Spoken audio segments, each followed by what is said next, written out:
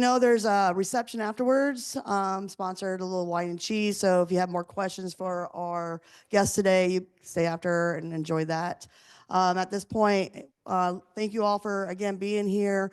We had about 65 people between you guys and our webinar people that are watching. So thank you all for being here online too. I'd like to introduce our moderators today. So thank you, ladies. And any of the professional development committees here, you guys here want to stand up? So we just give a big wave. Thank you. I know we have some more showing up, but thank you guys very much again for being a great committee for us today. Our moderators is Denise and we have Jennifer. So I'm going to pass it over to them and we'll get this thing going. Thank you, ladies. Excellent. You're welcome. Thank you. Denise. Good afternoon, everyone. I'm Denise Gagne with Saunders and Company, and I've been on the Professional Development Committee for this past year. I would like to welcome you on behalf of the Professional Development Committee, and thank you for taking the time to be here today with us. We know how unpredictable our market and our days can be, so it takes a lot for you to be able to schedule this and get here with us today, so we really appreciate that. It just shows that you've carved the time out of your day to be able to join us, and it shows the dedication to growing and succeeding your business. Hi, I'm Jennifer Young. I'm with Innovate Real Estate. I've been on the Professional Development Committee for the last 3 years, and next year I'm really excited to vice chair the committee. So we encourage you for this top producer with social media panel to interact, ask questions for clarification, and make the most of this opportunity. And like Elise said, don't forget to stick around at the end. We have a little networking wine and cheese event, and that's another opportunity for you to ask questions of our panelists. This year, we've taken a different approach, a new, fresh, and exciting new approach to our top performer panel, producer panel, excuse me. We're focusing on a topic that's become a game changer for all of us in the real estate market. I know personally, social media is a little nerve-wracking, as Mark can contest for me. It's a game changer for us, and it's not going to be a secret that this is the way that our business is going to have to go, so we can leverage our social media platforms, and can open doors to new and incredible opportunities. And today's panelists are living proof of that for us. We're thrilled to welcome Richard and Mark, two industry leaders who have mastered the art of using social media to grow their respective businesses. They're here to share their experiences, strategies, and yes, even some of their best kept secrets.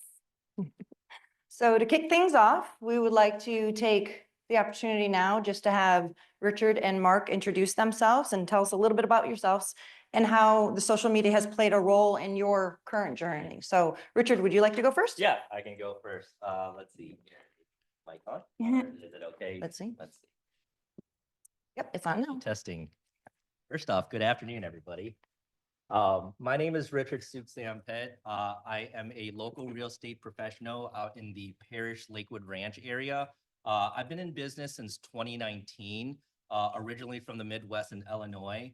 And my main focus with social media is Instagram, Facebook, and TikTok. As a millennial myself, you know, we live in a 7-second bubble where to get their attention. So our main focus is Instagram, TikTok, and Facebook. So thank you. Would you like to tell us a little about yourself, Mark? Sure. I'm Mark Boehmig. I'm with Saunders and Company, and I'm in the Lakewood Ranch office. I started in real estate at the end of 2014. And in 2015, I started a YouTube channel called Living in Lakewood Ranch. So it has served me well, and I had no clue as to what I was doing. I got into it, and I only know a little bit more now than I did then. So. Okay. Can we just Thank you, mics gentlemen. a little bit closer? There we go. Perfect. Thank you. Okay, so we want to encourage you all to interact. You know, we want to answer your questions today. So we have a list of questions here. If there's anything that we did not go over, please feel free to jump in and ask that question. Oh, and Elise has the mic, so she'll run around to get that for you. We also have our Zoom open today. So if there's anyone online that would like to ask some questions, we will be monitoring that for you as well. So let's go ahead, and Mark, I'll ask you this first question. So how did you determine which social media platforms to focus on for your real estate marketing needs? Well, I put everything on my channel on YouTube, and I felt like I got a lot more response from the people that I was trying to reach, which was mainly home buyers that were coming here for either retirement or second family homes. And I felt like at our age category, which is probably 50 and above, our biggest audience was on YouTube. And one of the benefits of YouTube is that it's evergreen. So if you put up a video today, people are still searching for it, and they'll see it 3 and 4 and 5 years from now. So I have videos that were done in 15 and 16 and 17 that I still get contact off of. So having it as an evergreen content, it really served well. Excellent, thank you. Richard? So my main focus is generally Instagram, which syndicates to Facebook. So I focus a lot on Instagram stories on a day-to-day basis, dealing with, day of the life of real estate, primarily new construction, which is our bread and butter out in the parish area. And I found that I can connect with clients within the age group on social media. Everybody is always on Instagram and Facebook, scrolling through friends, family. And when you mix that in with real estate, it keeps you top of mind, and it's really helped out. And it's actually brought a lot of business to us in order for you to share both quick stories for 24 hours so that they can get to know you, and mixed in with reels and home property tours. So that way they get to know you as a local real estate expert. So. Very good. Yeah. Very good, thank Just with you. little technical difficulties, the people on Zoom are having a hard time hearing you, Mark. So we're going to get you a better mic. There you go. Thank You're you. saying the panelists are hard to hear too. Yeah. Just so, Yep. so both of you, okay, perfect. All right, so how do you adapt your social media strategy to align with changing trends or platform updates? Mark, sorry. Say the question one more time. Okay, how do you adapt your social media strategy to align with changing trends or platform updates? Well, from a YouTube perspective, we find that content is always changing, whether it's going from new home construction to what people are looking for as far as communities or maybe market updates. So the algorithm for YouTube really focuses on content, and it does not focus on paid ads. So if you want to run paid ads, you need to set up a separate YouTube channel just for running ads, because the algorithm will deteriorate when people click on an ad and they find out that it's not exactly what they're looking for. Because if you're not doing a paid ad, then they're actually searching for what it is that you've put out there for content. So you have to be very careful from as the changes progress, whatever platform you're on, that you keep up to date. Can you give us an example of that? Like what would you say when you say certain criteria that they're searching for? Like, So one of the powers for YouTube is if you're going to make a video, you need to make a video about what people are searching for, not what about you want to make the video about. So if someone is searching, let's just say Lakewood Ranch, and they want to learn more about the Lakewood Ranch market, then your video topic is going to be about Lakewood Ranch. Back in about 4 years ago when COVID hit, the concession was not on the map as far as the world was concerned. And they moved a golf tournament from Mexico to concession. So there's different ways you can find, and I'll show that to you. But if you went in before the announcement for the golf tournament was coming through for concession, they only got about 60 to 100 hits a month for the word concession in Lakewood Ranch or concession golf club. And then after it was announced, it went to 60,000 a month. So you all of a sudden knew that people were searching concessions. So I immediately made a video about concessions so that it would come to the top of the rankings. But you have to be really careful, because if you wanted to make a video about iPhones, we wouldn't show up, because there's thousands and thousands of people who have captured that particular market. So you just need to make sure that what you're making the video about is what people are searching for. Is there an app that you use to find what people are searching for? Well, you can do it for free if you go to YouTube, and just when you're on the top search bar, if you just start typing in something, you know, how to try and automatically fill in what the rest of it is. And then there'll be a list down below that showing all the things that are fillable that other people have searched for. So that's a good way to do it. But one other is something that is called Keywords Everywhere. And it's a little snippet that you can put on your Google page. And I think it's $10 for 100,000 searches. So you won't ever expire. It'll expire after a year. So if you go into Keywords Everywhere, you can type in what you want to search for to see if it's a searchable term on YouTube. Is that on your list also? Did everybody get a copy of this out front when you signed in?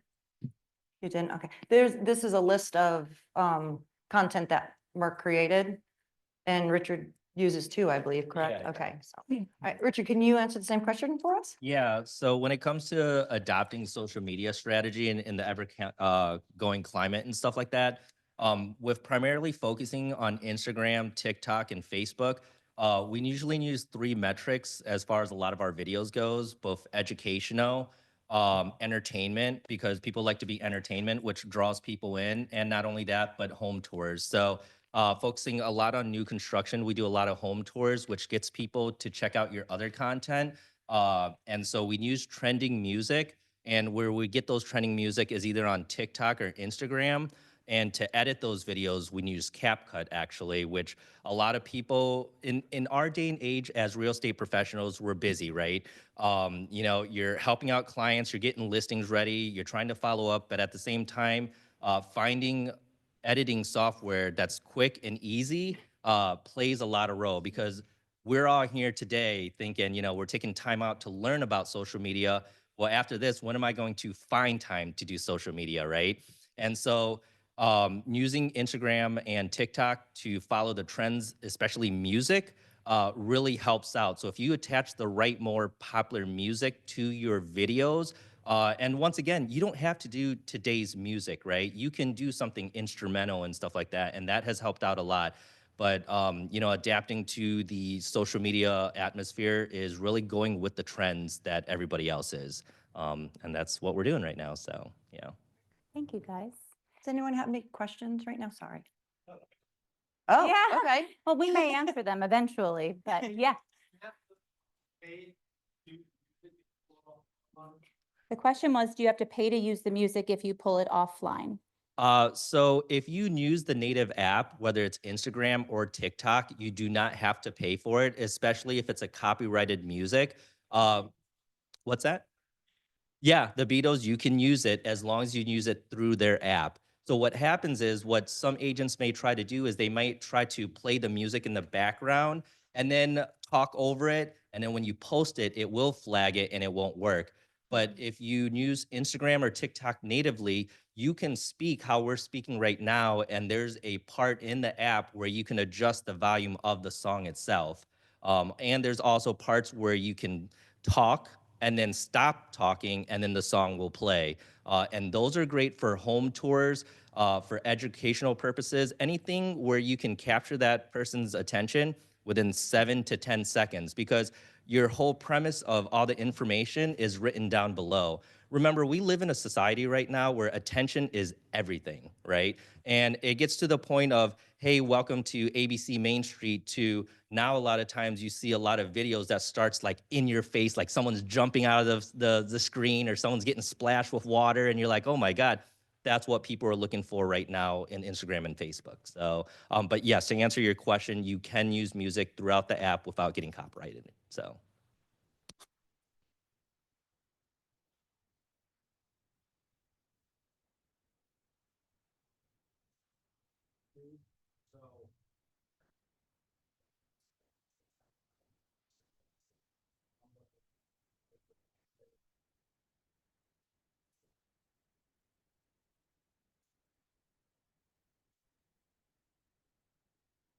Yeah, for sure. That's a great question. So a lot of times I get a lot of inspiration from other content creators on realtors, and not only this general area, but different cities.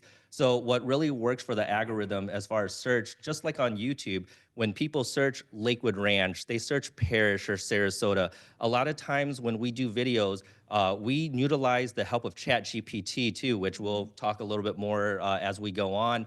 But you want to use the keywords like, for example, with DR Horton, they have like the Cali model or the Hayden model. So when people are searching on Instagram or TikTok, they'll type in the name of the model that they're looking for also. Or for a great one in our area is the community, right? Let's talk about the new one out in Parrish, which is Woodland Preserve. People are on TikTok and Facebook and Instagram looking up Woodland Preserve. And it is a great opportunity, just like YouTube, to have those keywords in there. And you can also use and we'll get into it, but you can also use ChatGPT to give you hashtags that will help create words that will help people search the algorithm. So yeah. Yes. 7 seconds. Are you doing a drip campaign to begin? Because like I was gonna make a video of my my townhome over in Braden Point, and it's just like, okay, me trying to do it, I have to walk up the stairs, and that's gonna be like a minute and a half video. Like, do you do a drip campaign to start off to give a tease, and then you come back later, like a couple days later, hey, just checking in. Here's a little bit more of the townhome. Like, how do you start that to get their attention? Yeah. So one of the best tips that I can give everybody that I've learned throughout my real estate career is when you're making videos, you want to remember these three things. You want to have a hook in the very beginning, a story that tells about the property itself, and then a call to action or an offer afterwards. So that first, let's call it 3 to 5 seconds, you've got to have a hook, right? So for example, you said it was your townhome, right? Yeah, a great hook could be like, you're never going to believe what this townhome has to offer. And, that's a hook right there. Or, this townhome in this area, you've got to check this out. You know what I mean? And that grabs their attention. So they're like, what do you mean I've got to check? And so that's a better introduction than, hey, welcome to my townhome at ABC 123 Street. Let's take a look at it, right? When you do the actual tour itself, then you can showcase the townhome. What a lot of agents do, and what I'll do sometimes too, is you'll take a tour where you're walking through the home, right? And we highly recommend a gimbal because that makes a huge difference. But you'll walk through the home. But realistically, when you're on Instagram and TikTok, you want to keep your videos themselves under a minute or under 30 seconds. So you just want to show snippets of the actual home itself, where if they want to get more information, you have that call of action afterwards, right? So we'll get more into the details with it, but generally when I'm doing a home tour or a listing, I'm showing the main features, right? I'm showing the living room, the kitchen, and maybe the backyard or the pool or whatever. All the other bedrooms, they're just kind of, they come along with it, you know what I mean? But hook, story, offer, or a Great. call to action. So Thank you. yeah. Mark, do you have anything to add to that? I'm sorry, what was it? So yeah, so offer a call to action. Yeah. I agree with everything he said. The big thing is that in the first couple of seconds, you've got to solve a problem or let them know that they have a problem that you're going to solve in the video. And then at the end, you do need to have some type of call to action. Now, depending on what the video is and where it's being hosted, you usually would want to have some type of a landing page. It's going to say, well, if you want more information on this property, I'm going to leave a link in the description below.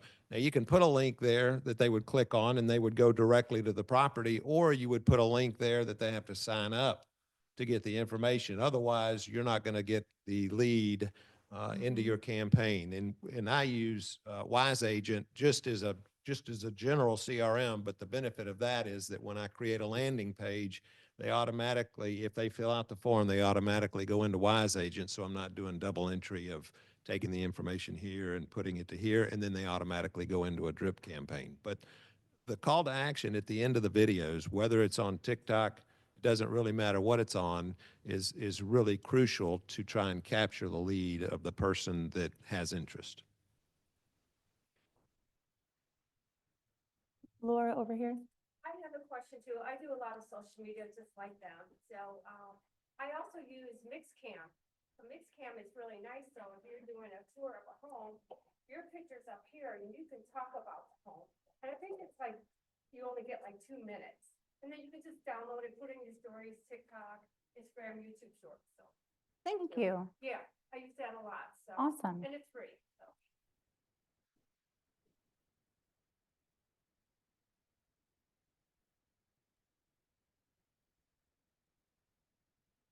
Raise your hand for the question, then I can get over there fast enough. You're doing a great job, Elise.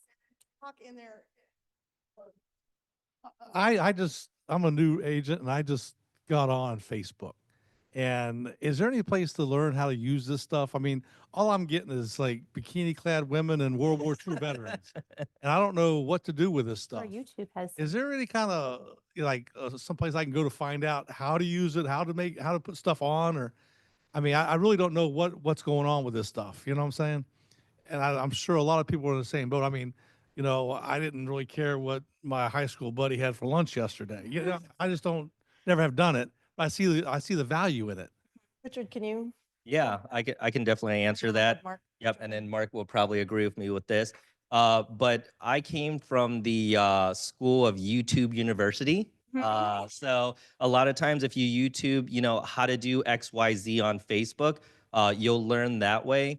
Also, you can learn from TikTok also. So if you just type in the search in TikTok on how do I do a Facebook Live on TikTok or Instagram, that will teach you also. So YouTube is your friend, Google is your friend. And we live in a world right now where we search for everything, right? And so a lot of times when we get questions of how to do X, Y, Z, that's the best way to do it is off of YouTube or Instagram.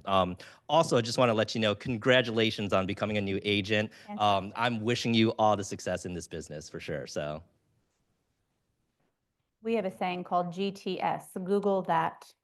It's then the story of my life. Hi, this is Laura Barshaw. I do a lot of social media, A little bit so, closer. oh my gosh. Yeah. When I first started in real estate in 2014, I didn't know much about Facebook, Instagram. I love to be behind the camera, so I'm not afraid. But even just to learn it, you can always delete it right away if you start posting it and just kind of practice at it till you feel very comfortable in what you're doing. So the phone is not going to hurt you, but just play around with it. I even practice at home before I actually went out there. So And gives to you an her, idea, yeah. just the basics. To her point, gentlemen, do you have a separate business page or do you not? I do have a separate business page for Facebook, but I have somebody that helps me with my social media from the Facebook and Instagram side of it. And because I'm not active on those platforms because most of my, dedication is to the YouTube channel, but I still run a separate page for business and for personal. Well, hold on one second. Gonna address something he said there. If you want to learn, one of the best ways right now, Chat GPT, Yeah. ask it, hey, teach me and walk me through this like I'm a fifth grader. Show me what to do, the steps to do it in. It'll link the videos right in the response to the Chat GPT and just follow it. Great. So that was the statement saying that for the people on Zoom, to go into chat GPT and just say, teach me how to use Facebook or TikTok or anything else, and it will help you and walk you through it. So Richard, you touched on this a little bit earlier, but Mark, I'm going to ask you, what type of content have you found resonates most with your audience? Would you say educational, market updates, stories, home tours? What do you think? Fortunately, it was the hurricanes. Oh, okay. What I did was each time we have a major storm come, I start the day, when they name it that it's coming into the Gulf, I usually do a 3-day segment. I'll do the day before the storm, the day of the storm, and then the after the storm. And it's amazing how many people, once they see that first one and they know you're going to do the next one, then they look forward to the next one. So people want information, they want to know what's going on in the actual neighborhoods, not what the national news is saying. So that has been a very big producer as far as watch time. And then the other one is when you're doing market updates or you're doing something versus something else. So if you did Lakewood Ranch versus Palmer Ranch, or if you did Parish versus Palmetto or something like that, contrast and compare. Those tend to get a lot of activity. And then the other thing would be top 5, whatever it is, top 5 cost of living is another one. Cost of living in Lakewood Ranch or or in Manatee County or Sarasota, people always want to know what the costs are. You know, what are the taxes run? So people are nosy is what you're saying. Very, Okay, very. got it. Richard, what would you say resonates most with your audience? Yeah, so what resonates most with our audience on social media would be education, right? So the education part of, you know, the whole home buying and selling process gets them in the door to take a look at your other content. So we combine that with home tours, especially with new construction, because there's so many new communities and home tours around. And to expand onto that more is going with local community news, right? New stores opening, new restaurants opening, schools collaborating with these people. So that way we're starting to dive into it a little bit more. But when you collaborate with local businesses, which I'm a huge supporter of local business, it gets the word out, and then you'll not only get your audience, but also their audience on top of it. And that's how you go viral, which once again, once you have people taking a look at that information about, say, the newest restaurant or the newest barbershop, eventually it will spider web right back into your content of real estate, and it keeps you top of mind and being the local real estate professional in that area. So, yeah. Fantastic. Yes, hello. It's fine. You have to hold it closer. Okay, Beverly, I have a question. You said you post to Instagram first and then it syndicates to Facebook. Somehow when I do that, I don't get the same amount of views from my Facebook group. Is there a way to bypass that, or am I the settings? Is there something that I'm not doing maybe? No, so you're doing everything correct. When you syndicate from Instagram to Facebook, one thing that I would share with you is syndicate it from your personal Facebook page instead of your business, because when it comes to the algorithm, Facebook doesn't push out business page more than it does personal page. Your Facebook business page is there just for your just listed, just sold, open houses, your generic posts and stuff like that. If you're not already, I would do it from the Facebook personal. One thing that I can also share with you that I've learned throughout my years is it's not how many views that you get from each video or how many clicks or how many comments, because I can tell you time and time again, people are always watching you. They may not engage with you, but when they are ready, they will reach out to you. So focus less on the views, focus more on the consistency, and the business will come after that. You know what I mean? So, yeah. That was my follow-up question because, you know, 1,000 views doesn't mean anything if you don't have like a landing page or a customer, but all of a sudden you might get a phone call down the road 6 months later. Can I say something to the gentleman here? Okay. Sir, so sorry. Because you need help. When I started with all the social media stuff, Innovative Agent Services, they set it up for you and they can help you. They will at least get you started because I know it's not easy. So they can help. Yeah, farm out what you can't do yourself or don't have the capacity to do. It's a great idea. You have a whole room here ready to help you. Exactly.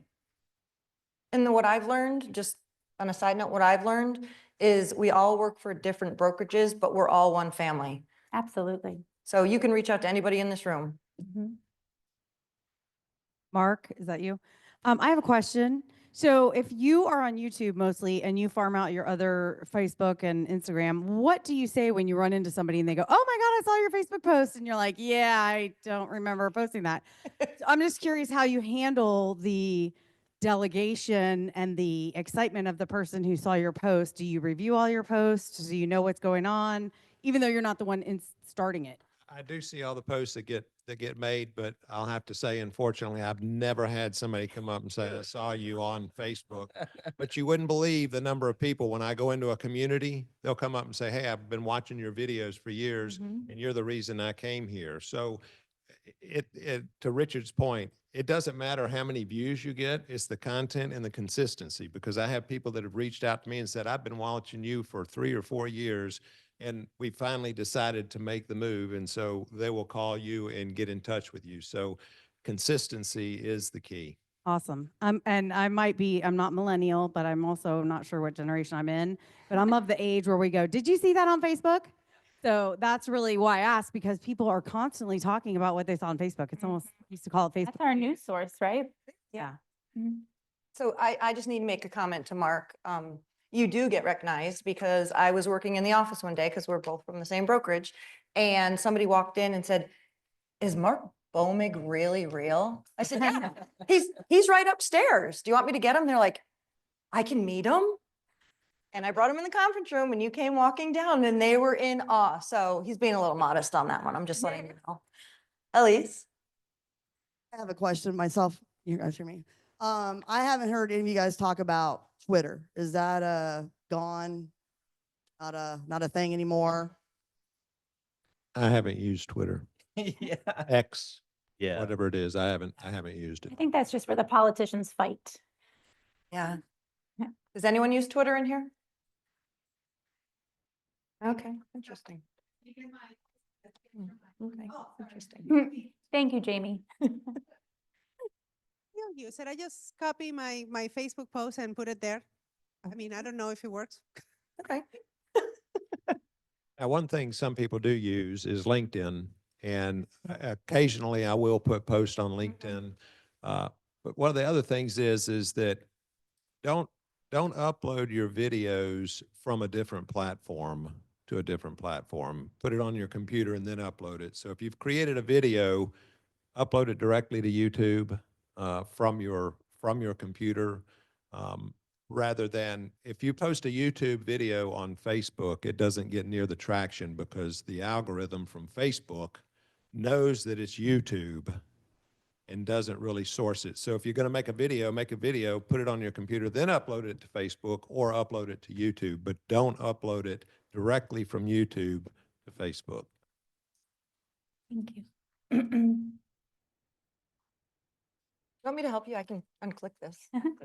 So I know you guys are on different platforms generally, but what is your targeted time frame of your video? So I know you're talking Instagram, 30 seconds or a minute. On YouTube, what kind of time frame are you targeting and what's getting the best response? Well, unfortunately, long form content on YouTube seems to do the best. Now, I'm not very good at long form content, but if you can put up a video that's 25 minutes, it really gets a lot of views. And so in order to be able to create something like that, it usually takes a lot of time to put it together and then a lot of time to edit it. And like Richard was saying, CapCut is a free editing tool that you can use. They have a paid version and it's not that expensive, but CapCut does a lot of the heavy lifting for those. And I would always suggest learn to edit before you hire an editor. Because if you know how to edit, then you know how to direct them as to what it is that you want done. And when they ask you questions, you'll know exactly what it is that they're asking, so you can answer it and get the video that you want created. Okay, both of you, I have a question. A little bit closer. Can you hear me? Now we can, yeah. I do everything on my phone on social media. So this is my computer. So I use LinkedIn every day. So if I do a lot of Instagram reels and TikTok.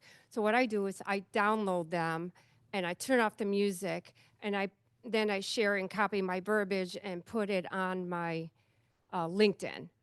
So anything I do on Instagram reels, I do the same thing. I put it on TikTok and I download it. And then my next question is, you know, you're supposed to be doing live videos on your business Facebook page. But what I do is I do both. I do personal and I also do business. I got the same amount of views, over 1,200 on each one, but I do both. But I know you're supposed to be doing it on your business page. But I get a lot more views on my personal Facebook page. So I feel like that's probably the best way to do it, by doing live videos, because people know me from live videos because I get recognized everywhere I go, and that's what you want. And that's what you discussed earlier, that you want to be consistent. You want to be recognized. So Thank you. yeah, so that was my question. It's just I do everything on my phone, and I do LinkedIn every single day, so I just download it. Going off the phone, is that the best way to go, or off a computer? Is that what you're trying to ask? I've been doing it since 2014. Well, I think what I was referring to is that if you're going to upload a video to YouTube, it's better to have it not linked to a Facebook account or something like that. And I'm sure the way that you're doing it is probably successful. And I mean, I've uploaded stuff right off of my phone. What I mean is that you don't want to share a video to Facebook that's hosted on YouTube. You don't want to create the link off of YouTube and then repost on Facebook, because that doesn't work.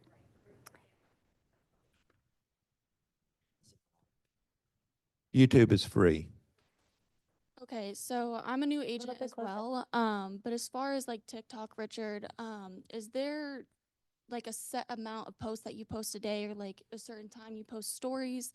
Because I know TikTok does stories as well, just to grow your audience. So for the people on Zoom, she's asking, is there a good frequency to post, a good time of day to post? What is the best direction there? Yeah. First off, congratulations on becoming a new agent. Awesome. Secondly, when it comes to TikTok and the amount you should post, there's actually no good or bad time to post on TikTok, because everybody is awake all throughout the hours. So I posted things as like, late as 2 o'clock in the morning, all the way from 9 o'clock in the morning. Generally, the rule of thumb is to post 1 to 3 times on TikTok. And realistically, you let the algorithm do everything else, right? So that's putting the trending music on there. It's putting the hashtags on there. And realistically, it's the consistency is the biggest key, right? So if you're not posting every single day, your audience will eventually find out. For TikTok, there's not too much or too little, right?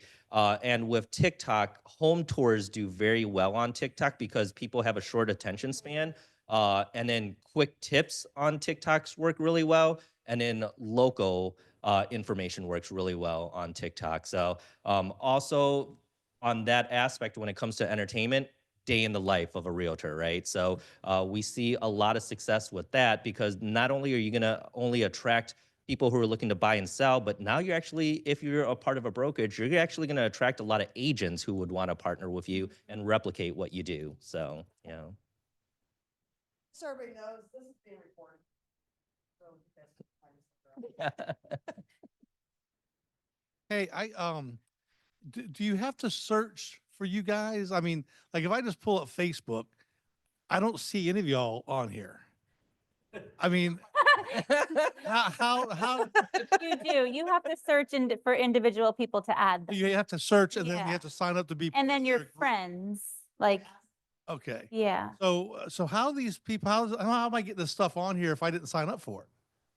It just shows up. Like here's one, a barley and barley. Oh, the suggested friends, right? Yes. Yeah. So suggested friends are, those are people who you may be tied to, whether it's through school or something like that. Other than that, you just search for them on Facebook.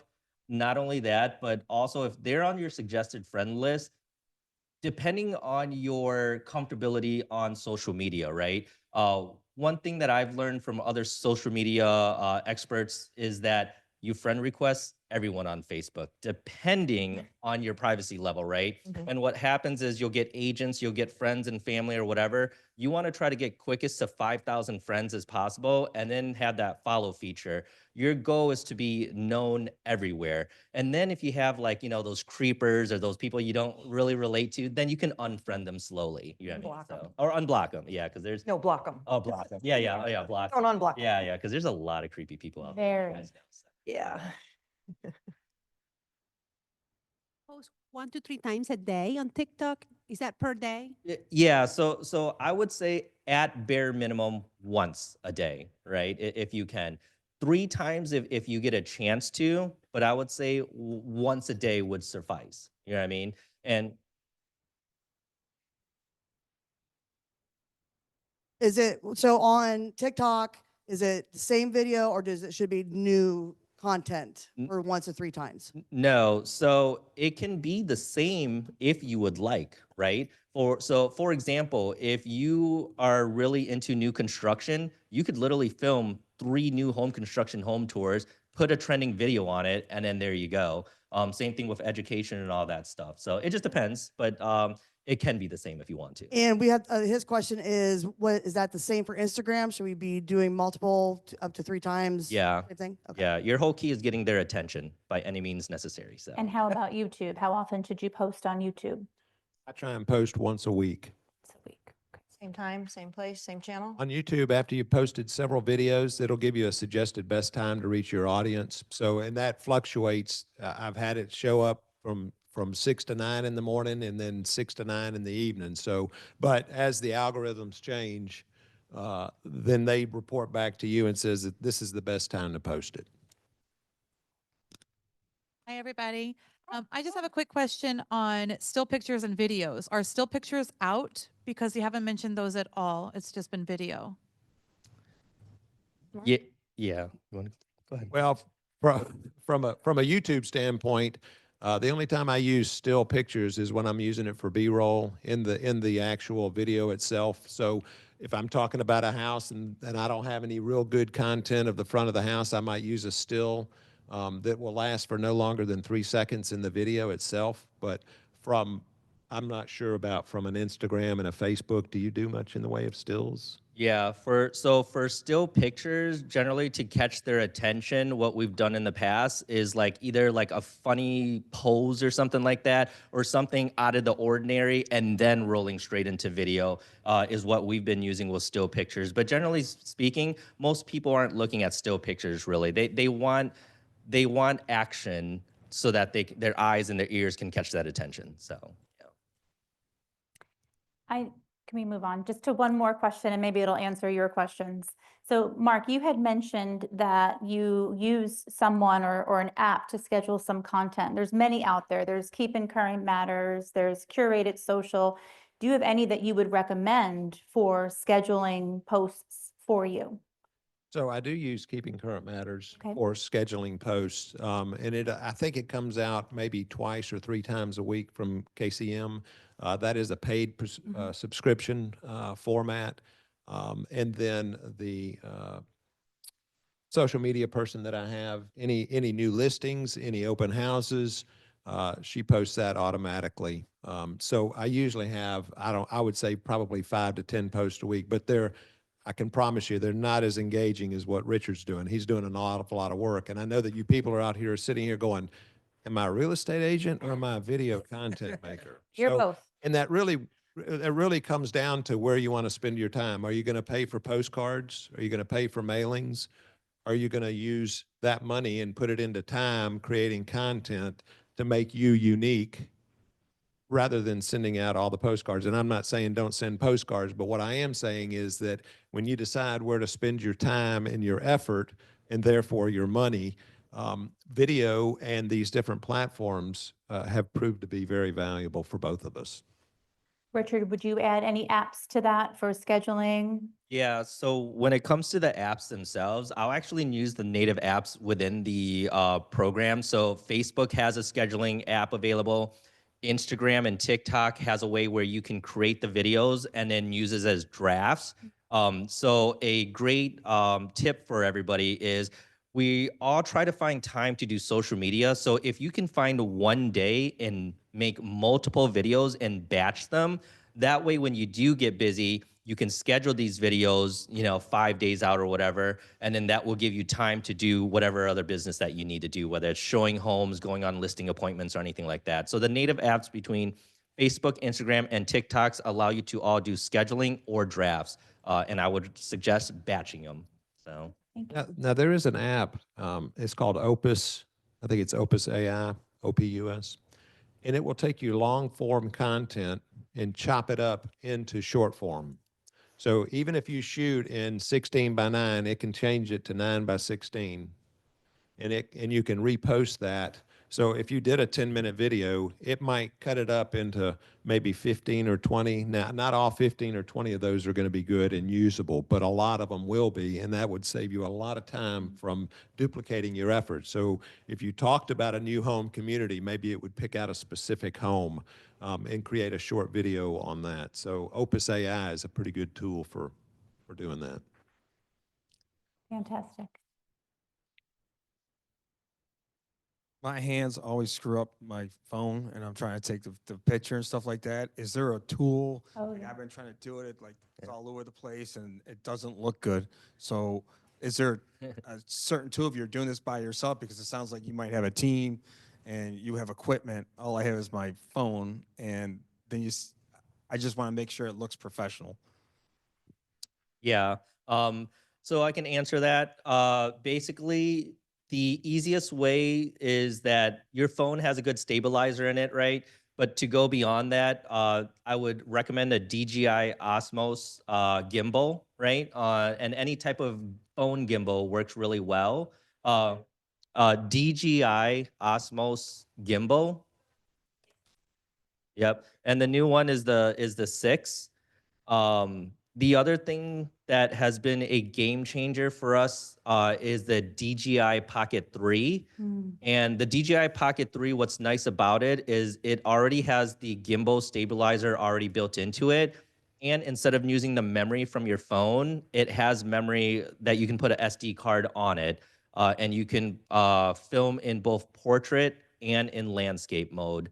One other new thing that we've actually implemented into our Instagram, our TikTok, and pretty soon our YouTube is the DJI Neo, which is a small drone. And it's a simple drone to use, and it will actually follow you where you don't have to have any experience using a drone. And that has been amazing because a lot of times when you film content, especially a home tour, if you don't have somebody with you, the DJI Neo will follow you, and there's your cameraman or camera woman that follows you along. So you can set the distance. Yeah. Gimbal can do the same thing, correct? To span that. Yep. The DJI Pocket. So the DJI Pocket 3, which if you guys actually take a look right there, we're filming it right now. And I'm probably going to use Mark's example of Opus to chop up these clips here so that we'll have multiple clips. But the DJI Pocket, you can get the creator combo, which comes with the mic, the wireless mic with it. But it does have one built in. But we find that when you have the mic here, it's a lot clearer. So, yeah. No, that's with the DJI Pocket right there. Now, with the DJI Neo, you can also attach, yeah, thank you.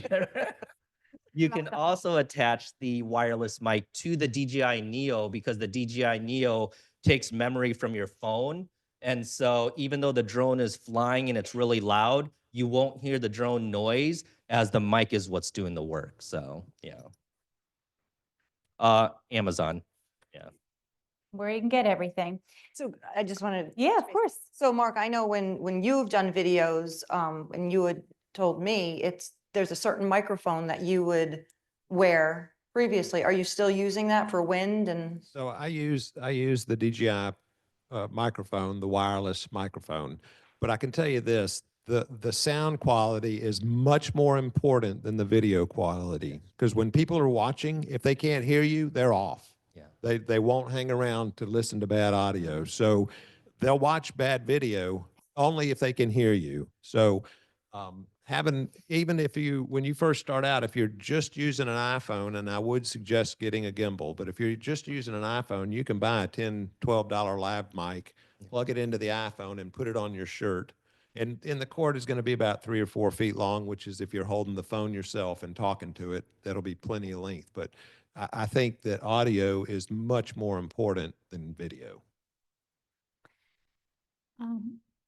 So I know you said that YouTube is not great for paid ads. Are any of the other platforms good for paid ads? And if so, do you use them? Well, I didn't say that they're not good for paid ads. What they're not good for is your algorithm on That's right. getting your watch time. So the channel that you see here on the piece of paper that was the handout is called Living in Lakewood Ranch. But if I want to run an ad, I run it on a different channel called Selling in Lakewood Ranch. Now, I don't do a lot on that channel, but the reason I post in the ads work great. And it's not expensive, but I've had people come up to me and go, I was cooking breakfast the other morning, and on my kids' channel popped you up. So the kids are watching their YouTube stuff, and then all of a sudden, it goes to an ad, and then it goes back to whatever it was they were watching. But I have had people come up to me saying that they've seen ads that I have run. And now they didn't tell me it was an ad. They just said, you came up on my kid's channel on YouTube as they were watching. So it's a very, very good way to get your name out there.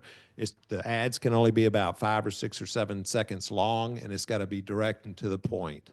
So, but I wouldn't run ads on my real channel because the length of watch time drops dramatically, and then that tells YouTube that they're not interested. Good deal. Mark, I'm assuming you use landscape view, and Richard, I'm assuming you do everything in portrait.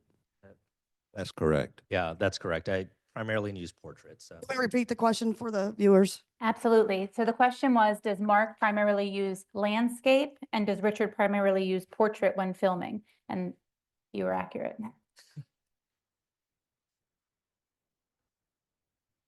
Well, the setup in YouTube for YouTube, it's set up for the landscape.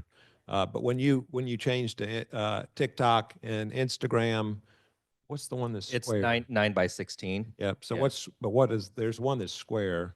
Oh, I don't know off the top, but I know Yeah, what you mean. but yeah, anyway, yeah. basically the two are either landscape or portrait, and landscape is the one that's for YouTube and portrait is for the others. Yeah, to expand on that real quick, what you can also do to knock two birds with one stone, and this is what me and my partners has been doing, is you can film it in landscape, and as long as you're aware that when you format it into TikTok and Instagram, it's going to take some of that content away. So if you film in a 0.5, I think it is, or 0.05 widescreen, by the time you cut it in, then you can actually kill two birds with one stone. Then you can have a landscape and a portrait, but ideally you'd want to stick with one or the other if you can. So.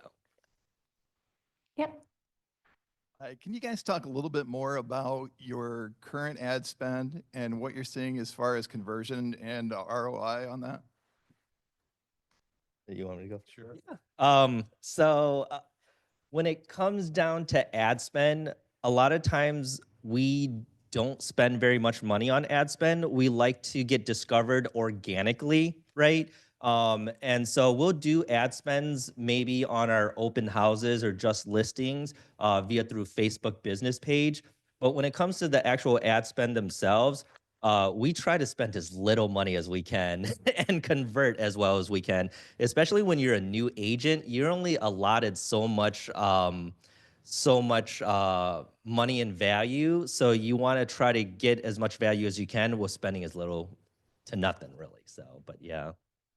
From my perspective, the only ad spend that I do is on Facebook and Instagram for open houses to try and get as many people in, which of course people doing open houses now know that that's pretty small.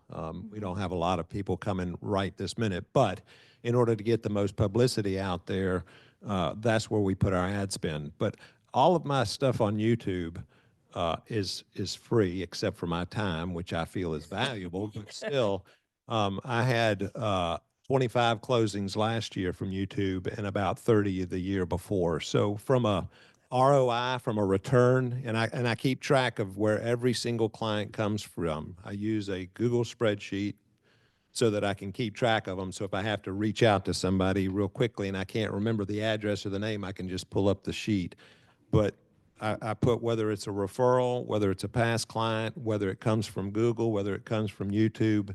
And from my buyer perspective, about 80% of my buyers comes from YouTube. Incredible. Hey, I'm gonna ask 3 real quick questions, okay? One, I signed up for LinkedIn and I get all these people email me say, hey, join my group. Is that all they are? Just like a group that you just hang out with, or do you actually do stuff on LinkedIn? That's one. And then I forgot the other one. I'll answer that first. Oh, and then what about Nextdoor? Does anybody do anything on Nextdoor? They kind of shut you down normally, don't they? Yeah. Yeah. Nextdoor I think, is more for paid. For real estate agents is more of a paid platform. I don't do anything on Nextdoor. And as far as the number of groups that are asking you to be invited to LinkedIn, I'm not familiar. I don't think I could speak to that because I don't have that. Yeah, likewise, I don't use LinkedIn or next door. But yeah, if you get invited to groups, yeah. How about Google My Business or Maps? Big time. Google My Business is huge. That. You don't have a Google My GMB Business, page, you need one, You do. Mm-hmm.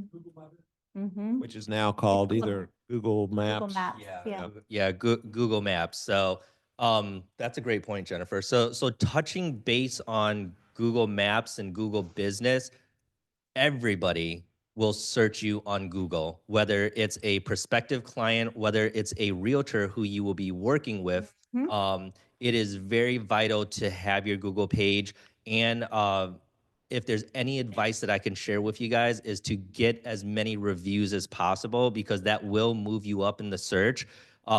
We have actually gotten clients from people searching parish realtors, and the more reviews and the more active you are on that, the more possibilities that people will call you to either help buy or sell. So we've gotten some business from that. So yeah, for sure. Same here. The Google My Business has been very, very strong for us, and it's very simple to post just a simple picture, a simple comment, and one of the techniques is to create a question that someone might answer and then create the answer. So you do the question and the answer yourself so that people looking can, if they happen to put in that question, they'll see it and then they'll see your answer there as well. So Google My Business is a very powerful tool. I have one question. When you're getting a home buyer to come in, are you doing your own research? Like, hey, where did you see, how'd you find me? Was it on YouTube, Instagram, Absolutely. Facebook? Absolutely. Yeah, every time. So that way you can track where that person came from, basically. So yeah, I think that's one of the first questions, probably, right? Yeah. Hey, how'd you hear about me? Yeah. Usually. Where do I find you, Richard? I know I find you living in Lakewood Ranch, but how do I find you? Well, if you just type my name in Google, it should type in all my links and everything like that. Richard? Yeah, Richard, and I'll spell out my name real quick. It's Souksengphet.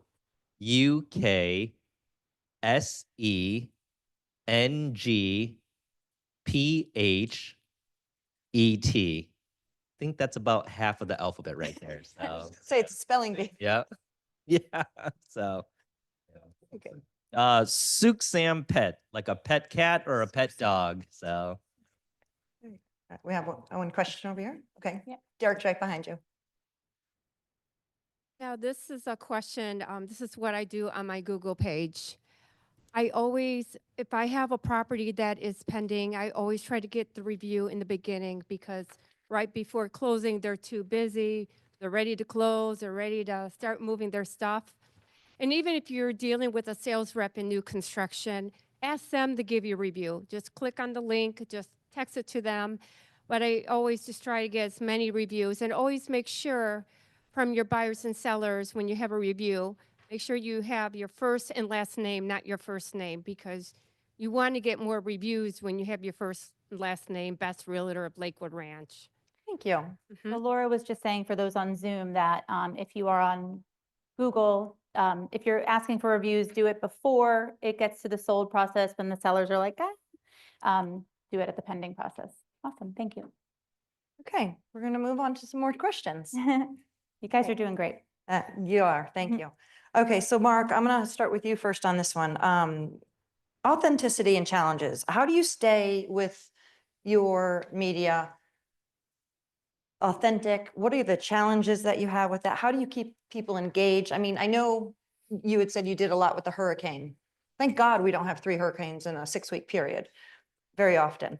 But how do you, on the downtimes, what are you doing? What are you keeping people engaged with? Well, I try and be very consistent. On YouTube, you can set up different sectors. So every month I do a market update. So I have a section that says market update. And then like on Tuesdays, our office will go out for caravan. So if I think that there's some interesting houses on caravan, I'll go and do the caravan and put as many of those houses on the caravan, just giving a short overview. So I have a section called Tuesday Caravans. So if you can come up with a consistent idea of what you want to create content about, it becomes easier and easier and easier every time you do it, because you're going to come up with a set format.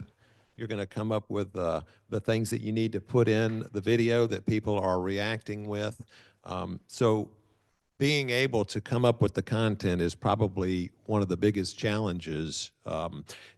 And from what I said in the beginning about using YouTube search, once you get a good following, then they're going to follow your videos of what you put out rather than what they're actually seeking. So first you have to develop the content of what people are looking for, get the followers, and then you can start expanding what your content base is so that you're not having to continually to look for what people are searching for. So as your audience grows, then you're able to make more videos about different subjects.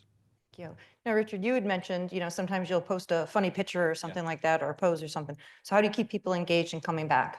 Yeah, so primarily I go by the 80-20 rule when it comes to social media on Facebook and Instagram. I would say 80% of my content on social media is personal, right? Because people want to get to know you. I have to credit my wife a lot because she posts all the family stuff and whatnot, so she feels that.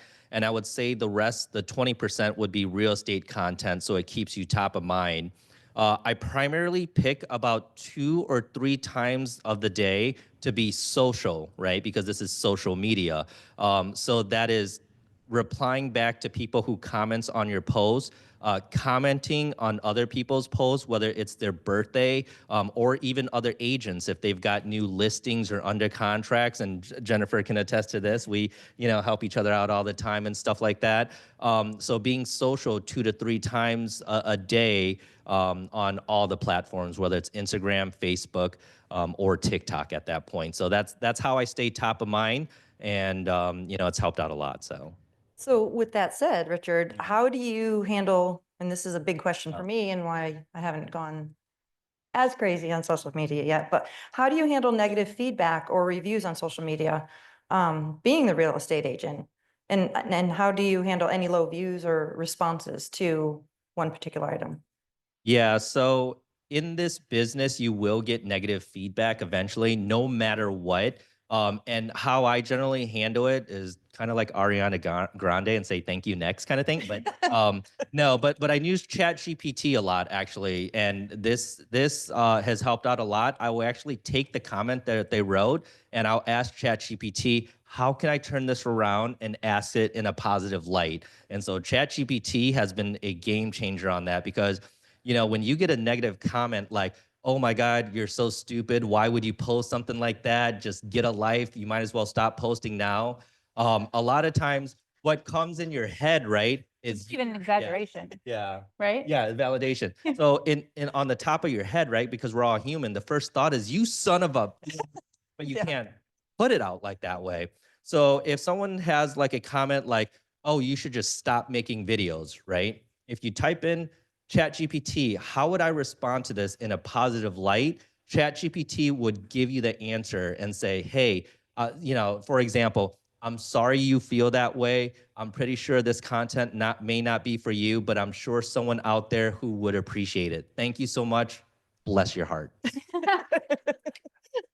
I like that. Yeah, I like that's that. great. Mark? I would agree 100% with that. I'd put it into ChatGPT, and I've had to do it a couple of times, just to see what a proper response would be, because of course our proper response wouldn't be dependable. So, and of course it kind of hurts, but I have had people make comments that are very constructive comments. So for a long time I was doing the market report and somebody said, well, you give the average sale price, but what about the median? It's like, well, I had never thought about putting the median price in. So from then on, every time I did a market report, I would put in the median price along with the average, the top, that kind of thing. So there are some, thank you. There are some things that you can pick up from the audience if you're just willing to listen. Good. Derek, you have a question? Just a quick question. I know Mark had said he has a separate page for business and personal. Richard, do you have a separate page for business and personal? I'm having a hard time deciding. Yeah. I want to. Yeah, so I do have a personal and a business. Once again, on my business page, really your business page is there for validation for when clients look you up or realtors look you up, right? So that's where I'll generally have my just sold, just listed, open houses, your generic posts like 5 things to do before you sell your home or 5 tips for buyers. So generally your business page is there along with getting reviews on your business page. Primarily on Facebook, the algorithm will always push your personal page first before the business page. But then it gets to the point, how personal do I want to allow people in my life, right? Not everybody is comfortable about sharing, their family, their friends, their kids, what they do. Prior to coming into real estate, we all handled social media a certain way. So at that point, you just need to determine what you want to show to the world and what you want to keep off. But generally speaking, personal is the way to go. Derek, can we just do the microphone one more time? Thanks. So when you say that you push from your personal page to your business page, you're uploading the home tour on your personal page so your personal friends can see it, and then you put it to your Facebook page. Yes. Your So I'll business post. page. Yep. So I'll post it on my personal, and then share it from my personal to my business page, not the other way around, because Facebook generally will not pick that up. So yeah, we're friends on Facebook. That is, you know what I mean. So. Two questions. How do you get out of Facebook jail? Oh, man. Yeah. We've all been Yes. there, haven't we? Question is how both of Mark as well. How do you come up with the content? Maybe you already mentioned that, but I was not here. So for those on Zoom, it was a two-part question. The first was, how do you get out of Facebook jail? How to avoid Facebook jail? And then the second part of that was, how do you decide what to put up as content? I'll answer the second one if you. Okay, yeah, I'll answer. Yeah, I'll answer the first one because I can't wait to hear your response, and it's gonna be awesome. To get out of Facebook jail, right? The best way that I can share with you is to try to stay as much as Switzerland as possible, which is in the middle.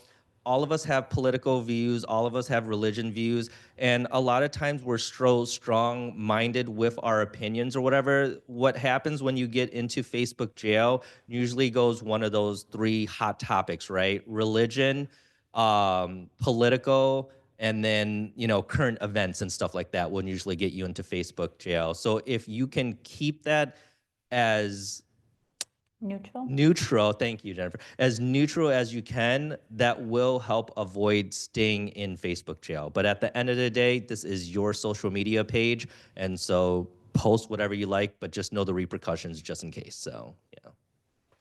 As far as the creating content, finding out what it is that you want to do, that's probably one of the biggest challenges that any of us would face when we're trying to decide how we're going to get viewership, how we're going to connect with people. But using things like keywords everywhere and the YouTube search bar at the top. So if you just come up with an idea of what you think that you might want to make a video about and start typing it into the search bar, you're going to find out if that's a searchable term. But you really need to make sure that somebody's looking for it, because if they're not looking for it, I don't care how good the video is, you're not going to get any views. And the other key thing is your thumbnail and your title.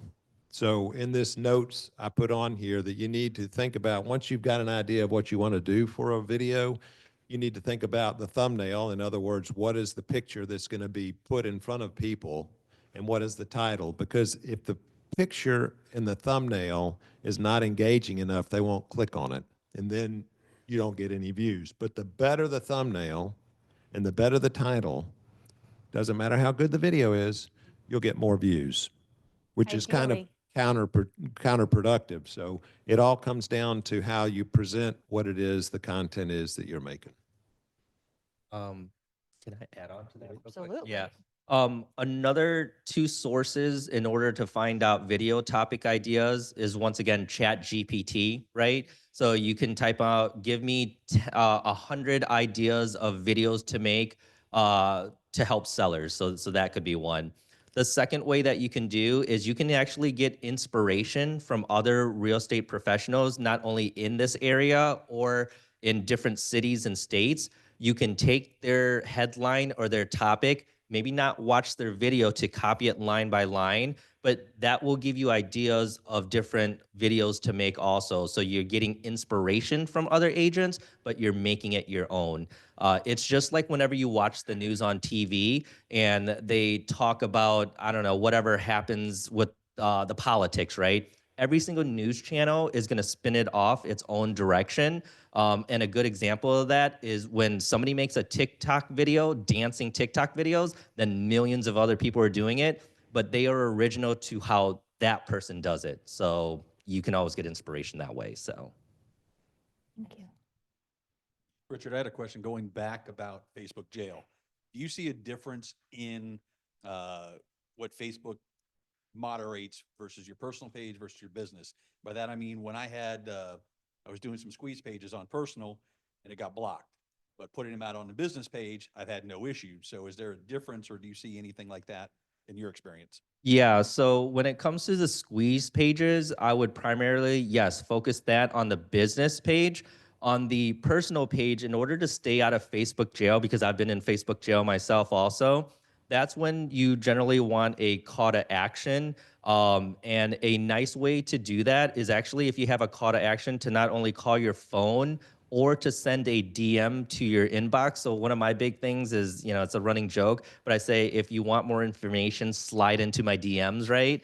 And the other way is, instead of having the squeeze page, you can have your link tree, a link tree URL, and that will go into whatever links that you want. That will keep you out of Facebook jail. So.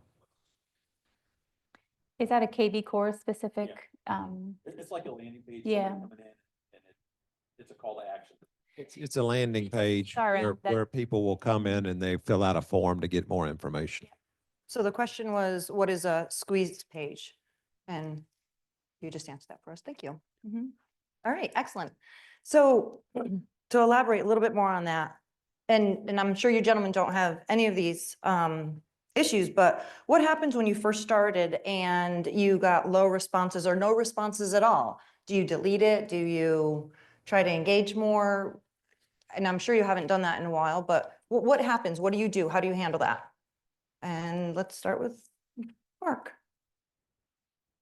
Well, when I went back to the very first video I put up, I still have a hard time watching it because we don't like to see ourselves. But once you get past that, I think that even the older videos are relevant because YouTube sends you updates as to where you are, you know, how many views you have, how many followers you have.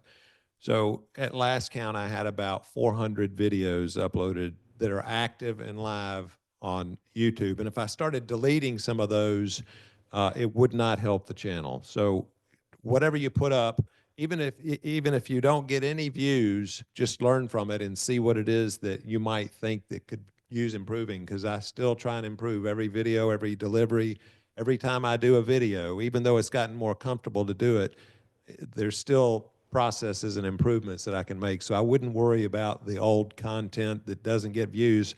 But what you can do on YouTube is go in and change the thumbnails and the titles.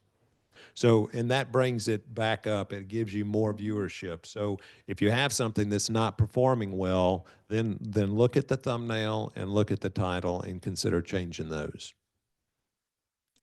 Yeah. So I leave every single video up there. One thing that I actually took from Mr. Beast, if you guys know him, he kept every single one of his videos on there. And what happens is it tells your story, right? From where you started to where you're going to where you are today. And so what happens is, just like Mark was saying, you just get 1% better with every video that you do.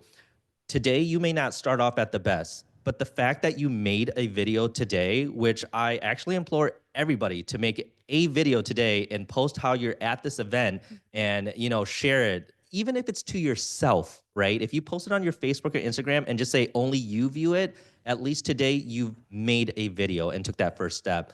When it comes to the video themselves, once again, it's just one at a time, one video at a time. You just get better every single day. One thing that I can share with you is every professional was once an amateur. Everybody starts at square one. And so whether you're a new agent or a seasoned agent trying to get to that next level in your social media, just post the videos and get better every single time. So Love it. Richard, I just a quick question. Do you find the higher end homes and higher income people, are they on social media too? Or is it just mainly just I mean, do you find people selling $3 or $4 or $5 million homes? Yes, there? we do. And Mark can probably talk more about this, but when it comes to the dollar amount of the home prices, right? As long as you're creating content for that target audience, people will find you on social media, whether it's Facebook, Instagram, TikTok, or YouTube. Really, at that point, it's just targeting your audience at that point. But yes, people are on social media all the time. So. Any other questions on that? Now, I know, Richard, you had answered this before. You used the 80-20 rule as to with regards to personal branding and professional content on your social media. Mark, I remember a YouTube that you did not too long ago with regards to moving mud daubers. And I thought it was really interesting because I would have never thought to do anything like that. But that, if I remember, I was new on it. That content was incredible. Now, what made you think of doing something like that? Well, we all have the mud daubers that are up in the alcoves of the properties and things like that. So it's like every single listing I go to, that's what I do is I look up and see how nasty their area is of entry. And it's like, they go, well, what do you think we need to do with the house? And it's like, well, you need to get rid of those up there before we take photos and before people come in. We want to make sure that it's in its best light. And then I go home and I see some and I thought, well, I better take care of that. So I thought, well, I'll just go ahead and shoot a video of me doing it so that when somebody asks, how do you do it? Then I can share the video with them. So if you really break it down into the things that you do every day that you take for granted, that you know right off the top of your head and how to address them, and then make content about that, it comes up with more and more content material that you're able to make. One of the things that on the hurricane videos that I just had that gut feeling that on the very last one, we were going to lose screens on the lanai. So the day that the storm was coming in, I said, this is my prediction. I'm going to lose screens and I'm going to lose trees, but I don't think I'll lose anything else. The next day I posted a video. I lost screens and I lost trees, and that was it. But if you think about the things that you do on a day-to-day basis and how they might be able to answer a question for somebody, then that is content. Would have been really good is if you dictated what screens you were going to lose. So I'm just saying, I'm helping He's you out with getting your there. content. That'll be next. That'll be the next one. Yeah. Okay. So next hurricane, I want to know which screens you're going to lose. It's going to be like a bingo game, you know? I lost probably 20 out of 30, so I could have said, and I would have won. So thank you. Richard, do you have anything to add to that? Can you repeat the question, please? Oh, yeah, no. What's that? No, not so Yeah, much. yeah. But you use the 80-20 rule with regards to balance your personal branding and professional content on your social media. When you said your wife Yep. posts a lot of the personal items on there. Yeah. Do you have young children? Do you post things that they're doing at school? Do you do more items at home? What do you do and what do you choose? How do you choose, I should say, to post? Yeah, so when it comes to what we post on a personal and professional level, we do post pictures about our family and where we travel. So our family loves to travel. And at the end of the day, people want to work with the old saying, who they know, like, and trust, right? And so when they get to know you and your family, so like if you were to look at my Facebook right now, you'll see Richard's a family guy. Richard likes working out based by his stories, and he does real estate on top of that. And he likes to be funny from time to time, even though he thinks he can dance, but he can't really dance, you know what I mean? And so people want that authenticity. Now, when it comes down to it, does everybody want to show that? No, they don't have to. But the beauty of social media is you can show the audience what you would like to see. If you're a type of person that have kids, but you want to keep your private life private, Gary Vee is a great influencer. You'll never see his kids on social media anywhere, but he'll have motivation. He'll have all that stuff. So maybe on your social media, you get on there, and whether you show your face or not, Maybe you talk about motivation, right? Say, hey guys, I'm wishing you guys the best day in the world. You guys are amazing. Okay, that's your post. But they have to get to know you. If you post real estate content every single time, then you're looking like an ad. If you do that on your business page, go to town, post as much real estate as you want. But if someone's coming to your personal Facebook page, you've got to make it personal. That's why it's called a personal Facebook page. You know what I mean? So, you know. And right now, if you have young kids, you can follow along in Richard's elf adventures. Yes. Yeah. If you need elf ideas, follow my story. So. Yeah. So you do a really great job of blending, you know, personal and business because you don't want to vomit real estate. Yeah. Thank you, guys.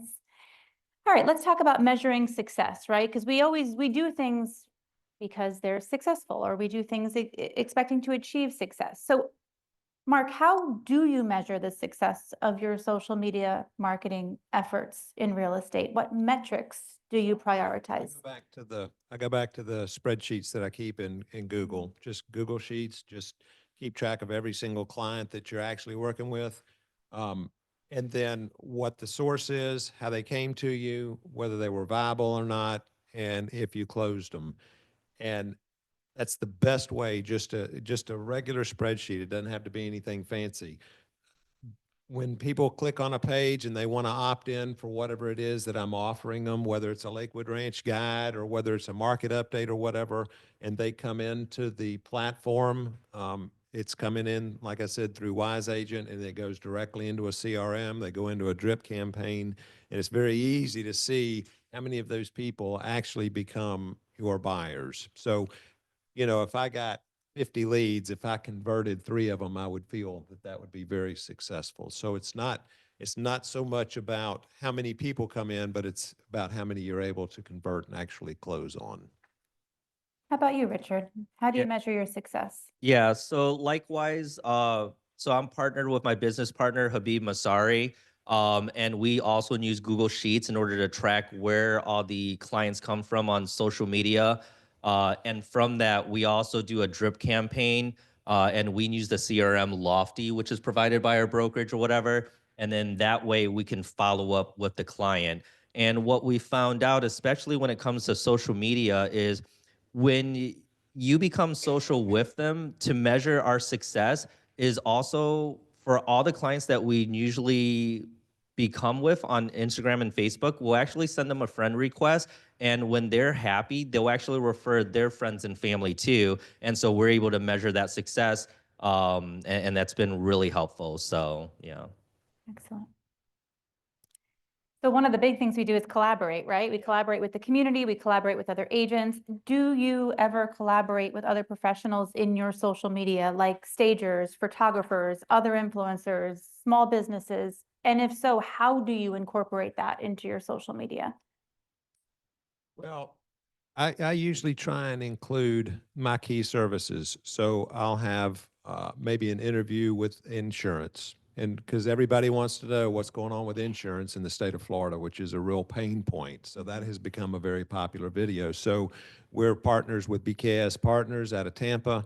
So I got 2 of the insurance risk people on and just did an interview like on Zoom, you know, so you see all 3 people, and we had a certain set of questions to ask so that they would know what's coming, and then we would do something like that. So that became very, very good. And then if you go into a home inspection, it's like people don't really know what all gets done on a home inspection until they're actually in the market of doing it. So I got with my home inspector and I said, look, let's do a video about all the things that you're going to do. So I just followed him around. I took pictures of him up on the roof, videos on the roof, and I got so many comments. Oh my God, he's going to fall. You know, so it was engagement, but it was information so that use the people that you do business with so that you can get their help in creating extra content. So between insurance, between maybe a title and closing, maybe you have somebody that you use for consistent on closing for title.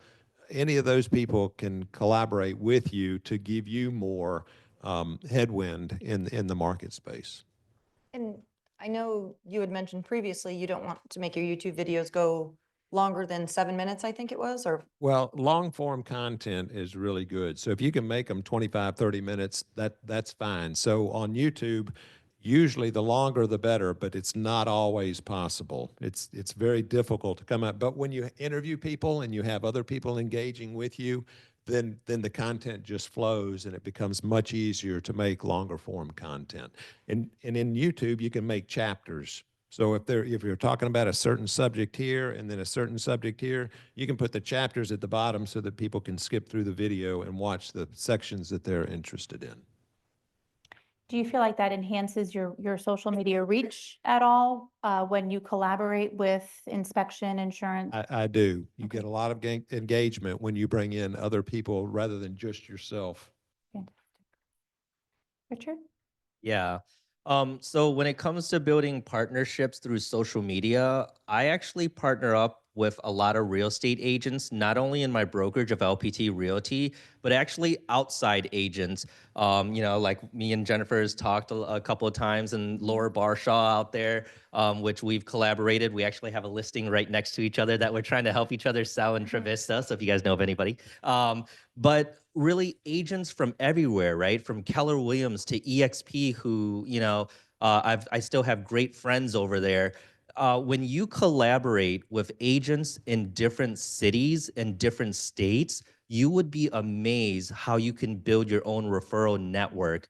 I refer a lot of business back to Illinois, which I'm originally from the Midwest. And, the philosophy is you take care of me, I take care of you. So don't just look into the brokerage that you're with, but collaborate with other agents outside your brokerage, right? Because in the end, we're all here to help each other, right? To expand on that, when it comes to social media partnerships and referrals, I'll actually partner with a lot of my clients who owns their own small business, right? I feel that if they're giving me the blessings to help them buy or sell a home, if they have a cleaning business, a lawn care business, or any other type of vending type of business, that goes a lot further as far as helping them out. And what happens is, the magic happens where when you start using their service and referring their service to your other clients, it comes 10 circles back to you because now you're small businesses helping small businesses. And at the end of the day, these big corporations make more than enough money. You know what I mean? We do work with local vendors also in the area and parish. For example, like Mr. Tint with Mike Rowe. We deal with Stefan McGee with McGee Electric out in Parish. So having that partnership with local vendors also helps out a lot. And at the end of the day, you want to be social with everybody on there and keep in touch with them so that they can keep in touch with you and it all comes back. So, Fantastic. What strategies? Oh, I'm so sorry. I thought you said. Sorry, I think I have a quick question. Yeah. Richard, are you guys doing all your media content or do you hire sometimes like videographers, outside people to help you? yeah, so we've gotten to the point in our business that I went from being a solo agent to a partnership with Habib Masari. And we have now expanding to hire a video editor for our TikTok, and we are ramping up our YouTube. So when you get the possibility to ramp up to get a video editor, we highly recommend it. Just like Mark was saying before, it's one thing to learn how to edit your videos, but once you get to that point, just like in real estate, you want to try to get a TC as fast as you can, so that way you can focus on income producing activities. A video editor is great. And some of the places that you can find video editors is on Fiverr. So Fiverr is a great source. Another great source that you can always ask is agents in your brokerage that also does video currently through YouTube or TikTok. You can ask them to see who they use. So that's another good source. And also other YouTube agent content creators, right? So I follow Levi Lassick on YouTube, and he's got a whole production team. I know you follow Karen Carr. Mhm. Karen Carr, they're on this sheet that we handed out, but Karen Carr, and another good source is Tom Ferry. Tom does a great job of educating real estate agents about the best way to bring social media to the forefront. And then his cohort, Jason Pantana, is probably one of the best at giving good content information. Fair. Ferry, Tom Ferry, and Jason Pantana. I think it's Pantena, maybe. Danny, did you have another question? Oh, okay. That's all right. If you We'll think come about it, back just to let us- you. You remember? Go ahead. That's all right. We can come back to it. Yeah, we'll come That's all back. right. So we're going to move on to success stories and networking. So we'll start with Richard. Can you share a success story of a lead or client that you gained through your social media? Yeah, so recently, because of our home tours on Instagram and TikTok, primarily TikTok, we had a client, and this shows the power of social media, right? Where don't think just locally here in your city, but think internationally. So we actually had a client who lived in Australia, who was a military vet who got stationed out in Australia and was looking to move back to Florida, which he was stationed out at MacDill. He was able to find our home tour videos out in Parrish, and he reached out to us from the videos that he saw on the home tour. We were actually able to coordinate everything, and this is wild because, and this happens a lot on social media, where they'll buy the home without actually physically seeing the home, but they trust your judgment through the power of video in order to coordinate that. So we recently helped a veteran from Australia make his move back to Florida via TikTok from a home tour. So that's one of many stories. So Oh, cool. Incredible. Yeah. Incredible. Mark, can you share one? I have something that's somewhat similar. I got an email from someone, and you know, when it first starts off, "Dear Sir," you know that there's probably something up with it. But this lady was from Hong Kong, and I had been doing some videos in Lake Club and doing some new homes in Lake Club. And so we eventually got together and spoke, and she had never been to Lakewood Ranch. She bought a $2.5 million property, sight unseen, just from going through and doing the walkthrough and the videos. And so, you know, that's very powerful when you have content that's out there for different types of products. And to answer your question, you know, if you focus on a certain area, if you're focusing on houses that are in a certain tier of the price of market, you know, if you're looking at $1 to $2 million homes, or 2 to 3, or 4 to 500, you're gonna get people that are searching those homes and those prices. But anyway, so she ended up buying a house in Lake Club, and the only time that she saw it was about 3 days after closing. So cool. That's incredible. Yeah. That's incredible. Yes. My question was, do you find it YouTube, TikTok, Instagram, all the same if you're marketing to like over in Europe, Asia, across the board, or is there one better than the other? no, I wouldn't say one is better than the other. I would say the whole key is whatever platform that you choose on social media is to stay consistent on it, right? Because people will follow your consistency. If you post a video here, you wait a month, and then you post a video there, that's when you'll start losing followers, and that's where, you know, people won't reach out to you. So whatever platform you choose, just stay consistent. So. Do you agree with that, Mark, or do you want to add more? Absolutely. Consistency is king. You've got to be consistent on whatever it is you're putting out there. Do you But gear they're your, really do you gear your stuff toward global or more American? You know what I'm saying? I mean, you know, I know we have a lot of South Americans that come and buy property in South Florida, but whenever you make your videos and stuff, is it more for like globally, or do you try to keep it narrowed more for, you know? Well, the way I see it is that if you produce the content and it's good content, you're going to reach global, even though that might not be your intended target audience, because people, if they know of the area, they're going to start searching it. But it's not like I post it to Australia or post it to Hong Kong or post it. Now you can use some of the like TikTok Captions, yeah. like captions, like in ChatGPT, to change the language, and you can have it written in other languages. But I haven't gone to that depth. Good, thank you. Okay, so how has your, and Mark, I'll start with you on this. How has your social media presence impacted your networking within the real estate industry? Like today, for example, we're having appetizers and some wine afterwards. You know, how has that impacted your business and do you do it? And if you don't, why? And if you do, why? Well, I get a lot of agents that contact me from other cities and from other states because they have seen, somebody has said, I'm going to go to Lakewood Ranch. Do you know of an agent there? So that when they type in on Google, Lakewood Ranch real estate agent, there's a high probability that one of my videos will come to the top of the page. So the more consistent you are of whatever it is that you produce, when somebody searches for that, it's going to come up. So I've gotten a lot of leads from other agents throughout the U.S. sending their clients to me from this process. Excellent. Thank you. Richard? Yeah, so the same thing when it comes to networking in social media.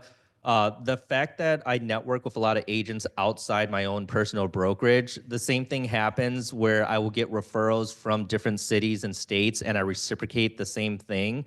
And what's really cool is you go to these different events like RASM, or if you go to, let's say, someone else's brokerage's meetup or whatever, they'll start recognizing you, whether you're with XYZ brokerage or another brokerage. At the end of the day, networking with other agents in the area is all about collaboration over competition. I can share with you guys now the fact that you guys are here and learning social media. You guys are going already above and beyond what a lot of agents are doing, because this business it's hard, but it's not impossible. There's a lot of agents in this business, but I tell everybody wants to be a real estate agent until it's time to do real estate agent work.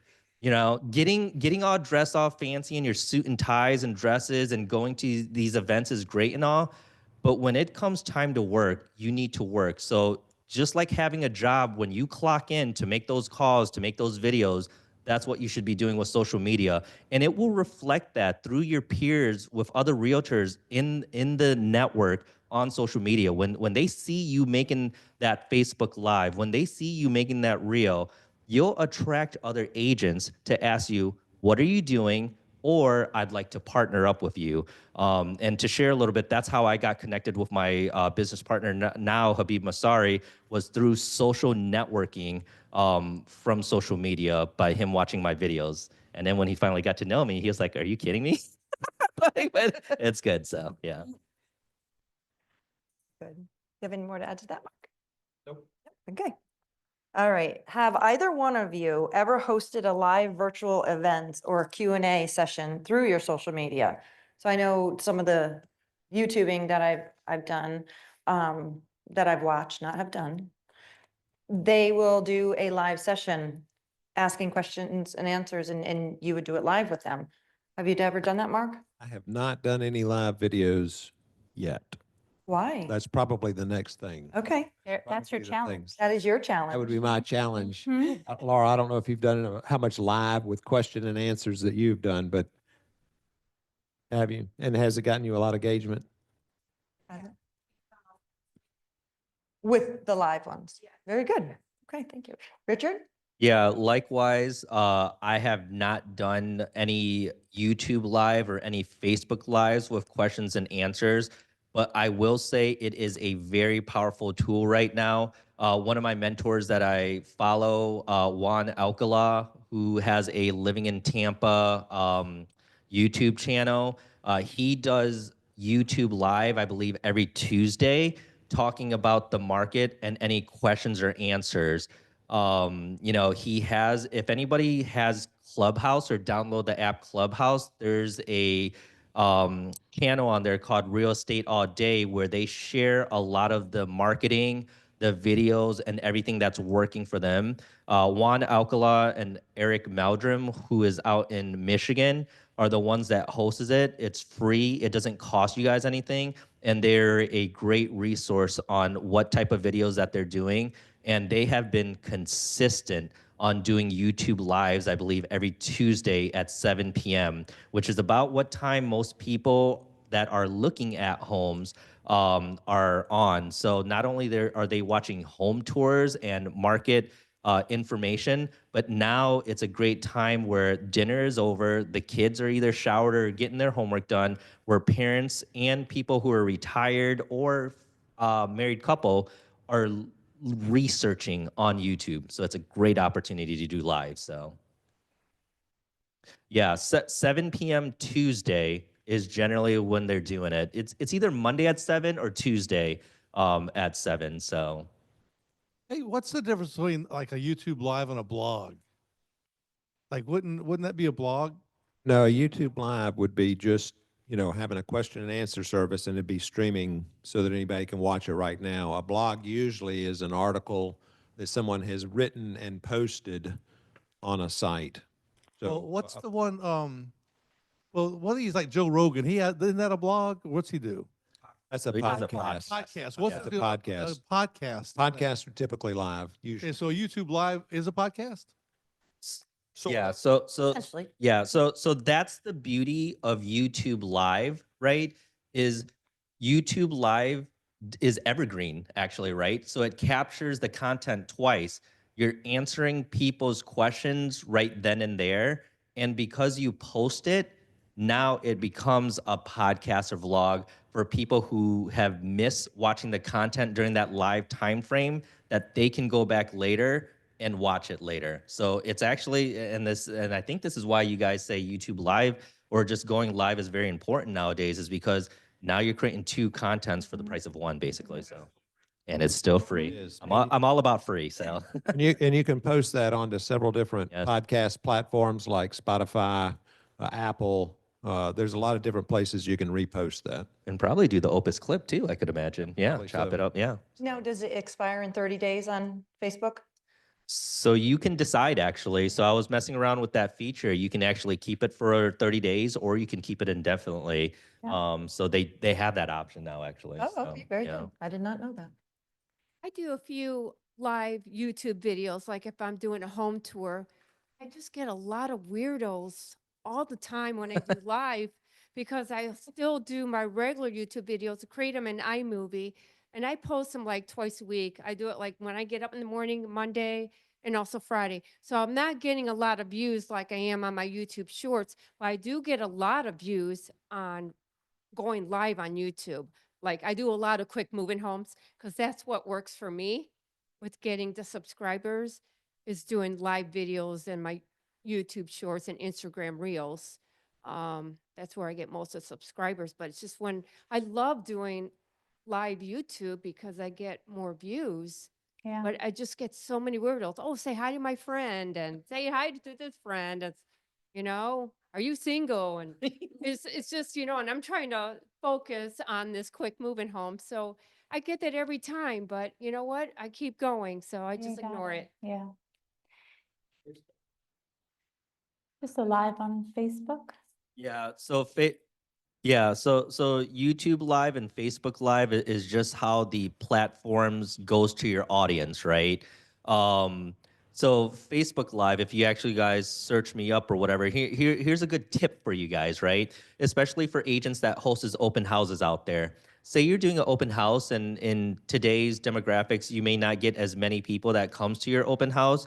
This is a great opportunity to do a Facebook Live, take a tour of the home, and you can answer people's questions right then and there. It works a couple ways. Number one, you're showing the sellers that you're actively, proactively marketing the house for them.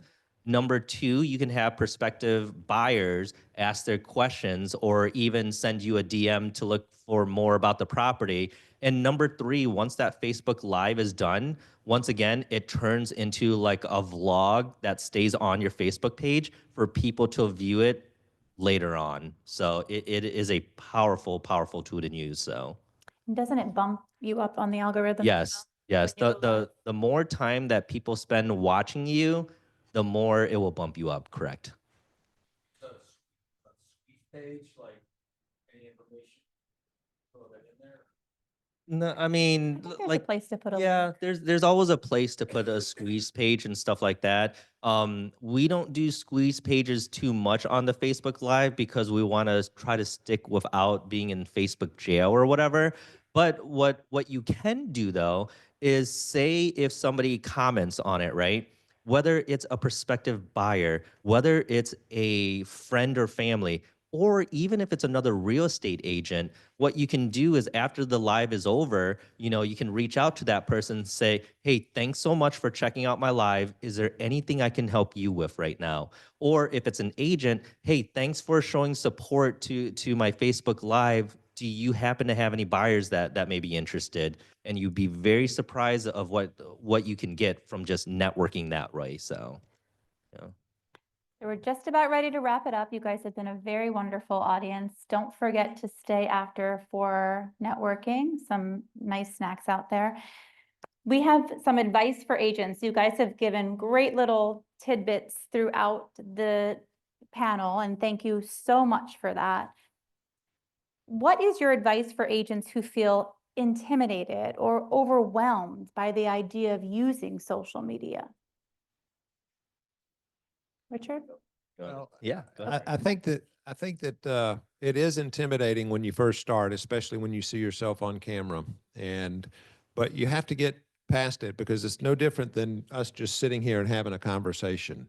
And you do that every day. You work with clients, you work with buyers and sellers, and you're in front of them and you're having conversations. So if you could just imagine that little camera over there is just videoing every conversation that you had with them, and then you watched it back. Number one, you would start critiquing yourself. But the other thing is you would see that you could actually do it.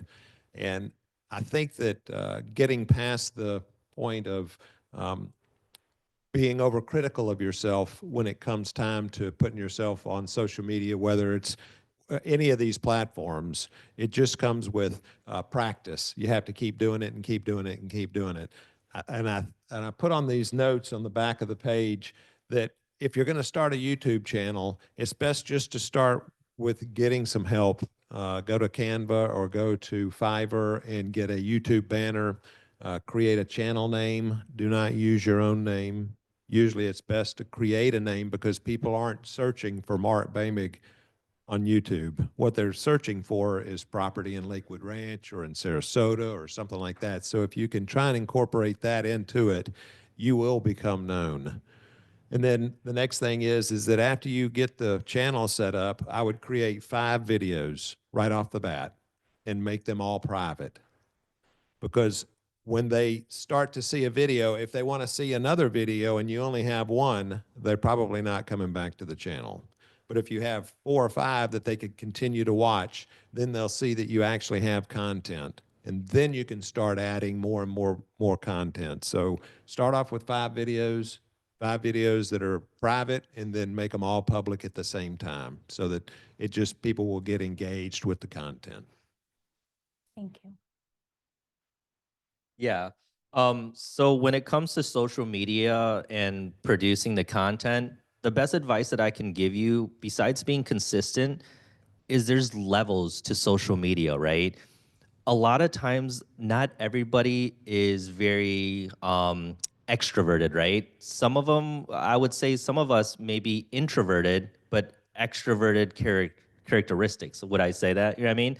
So what I would say is, if you are afraid to hear your voice or show your face on video, the best way that you can start with social media to stay consistent is film a video, or otherwise known as B-roll. So for example, you can film this room here of like what you're seeing currently right now.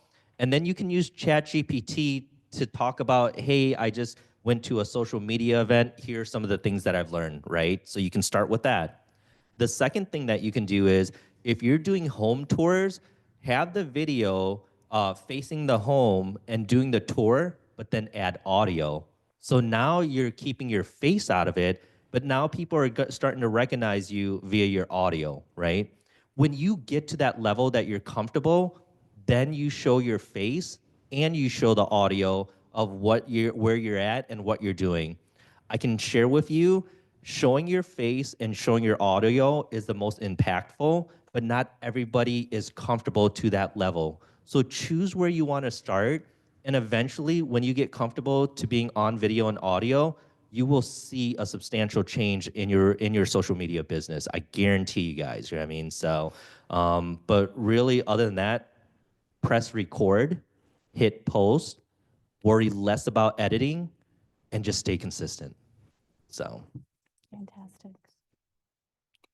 And if you could give the class one assignment to do or one task to get started in social media, I know you kind of said a little bit, Richard, how could you just kind of dip your toe in the water and get started? Yeah. So the challenge that I have for each and one of you guys today, right? And let's see who takes up the is come do a short story or a short video with any one of us or even your peers in this room, right? Or by yourself before you leave and you get in that car and say, "Oh my gosh, I've learned so much. Like I can't wait to implement all this." Why not practice what you preach while you're here? Okay, you don't want to show your face and you don't want to talk audio. Hey, Richard, Mark, Jennifer, is it okay if I film you guys real quick? You talk and then maybe, I can say some audio in the background. So my challenge for you is make a video before you leave here, whether it's yourself with one of us or something about today's event. And that at least kicks you start. You know what I mean? So that's my challenge for you guys. So. I love it. I have one that we didn't talk about, is a green screen. Anyone know about the green screen? What about it in particular? So for the Instagram post, so let's say if you took a picture of a quick moving home, you can create like 3 or 5 pictures, put them CapCut, put it on the green screen, and then you can talk about the home. Even if you say you're just at home making phone calls, you can just do the green screen, you can post it to your stories, you can put it on Instagram, you can put it on TikTok. So I Laura noticed- from the audience was just talking about using a green screen with CapCut and some B-roll behind you. Is that what you're saying? Or just a still talking in front of it? Yeah, so a lot of times I get text messages from different sales reps and new construction. So like I was on vacation 2 weeks visiting my dad and 15-degree temperature. So I went down the basement, I took the 3 or 4 pictures that I received on a text message and all the verbiage about this quick moving home. I created in a CapCut. And then I put it on a green screen on Instagram posts. So it's showing me in the back. Or you can do something like Lakewood Ranch. Lakewood, we get information from Lakewood Ranch information. Maybe a picture of the UTC, talk about all the events that's going on for the month of December. You're like a accelerated version of the class. Oh. It's something, I mean, you could be your next door neighbor, Yeah. You saw a home up for sale and I'm like, Absolutely. Yeah. or a beautiful park. You took a picture of the park. Look at this. I live out here in Lakewood Ranch. The point is there's so many places to get content and to get inspiration for your videos or your channels. Were you going to give a challenge to the class, Mark? I'd love to. So if you think about it, if you don't want to see your face on the video very much, the A roll is the main body of the video. That's where they hear the voice and everything. The B roll is what goes on the top line. And anytime there's B roll, they don't see you, they just hear you.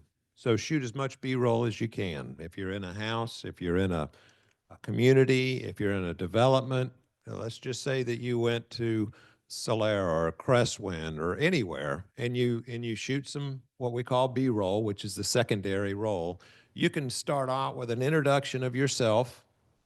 Hey, this is Mark Boehmig. I'm with Michael Saunders and Company. I'm excited to show you what's in Crestwind this week. And then the rest of the stuff is just going to be you talking about what it is, and you're going to show the B-roll of what's in the community. And then you're going to have, at the end, don't forget your call to action. Hey, if you've seen something in here that might strike your interest, I would love to be able to work with you if you find yourself coming to this area, whatever it is. So all you're going to see is yourself at the very beginning and then yourself at the very end with the B-roll, because the video needs to be changing scenes about every 3 seconds. People's attention span is very short. So if you can just start with one of those, I can promise it will get easier and easier and easier every time you do it. Thank you so much. The A-roll is just the basic video that you're doing. You could be standing there talking to the camera the whole time. But when you put the B-roll on top, it doesn't show you standing in front of the camera. It shows what you're talking about. So here's this beautiful model in whatever community it is, and this is the features of this model. So the B-roll is what we call goes on the top line, and that's what the audience is going to see. So if you just go onto YouTube and put in basic video editing, I promise you there will be thousands of videos, and you can put basic video editing in CapCut because that's the free version, and you can learn how to do it. And I'll show you what the A roll is and what the B roll is, but just remember that the audio is the key. You want to make sure that they can hear what it is that you're saying. Okay, we just have 2 minutes left. All right. Okay, so I just have one quick question. So hopefully it won't take too long to do that. My biggest thing is, how do you carve out your day to create the content? Okay. Yeah. So this is the 1 minute drill. So gotcha. So in order to carve time to make content, I carve out either 2 times in a day. Usually it's right after 7 a.m. and then maybe again at 9 p.m. for my social media content. When it comes to our long form YouTube, we'll pick out one day. So right now we've set that for Friday right now for our long form. And then throughout the day, instead of doom scrolling through social media on Facebook, TikTok, YouTube, and everything, focus on making a reel or a TikTok. So that's the advice. Thank you. Basically the same thing. I'll take one day of the week and make sure that if it's on Tuesday, I'm doing a Tuesday caravan. Yeah, I'll pick out one day. Usually we don't get the final numbers for the number of sales that have closed during the month until about the 9th or the 10th. So I know on the 9th or the 10th, I'm going to put up a market update. Once you get consistent with doing that, then things are going to fall into place, because then you can add in your other, your home tours and your community updates. And like Richard said, if there's a new restaurant opening or something like that, that you would post. But you got to set aside the time to do it, and you got to commit to it, because if you're not consistent, it isn't going to work. Well, I want to thank both of you today very much from the bottom of our hearts to take the time out of your day to do this, because it takes time to create your social media content. And for you to come in here and answer these questions for us today, thank you. And I hope the audience took a lot away from this today and is going to take time to stay and network afterwards with us. I hope you both are able to stay for a little bit so we can ask some questions with you afterwards. And don't forget, you have your challenges. You're going to create content, right? I was up here videoing, so I'm going to do it. And thank you guys for your participation, your engagement, and your energy. It made today's session so much better. Thank you guys. Great Thank job. you. Thank you, everybody.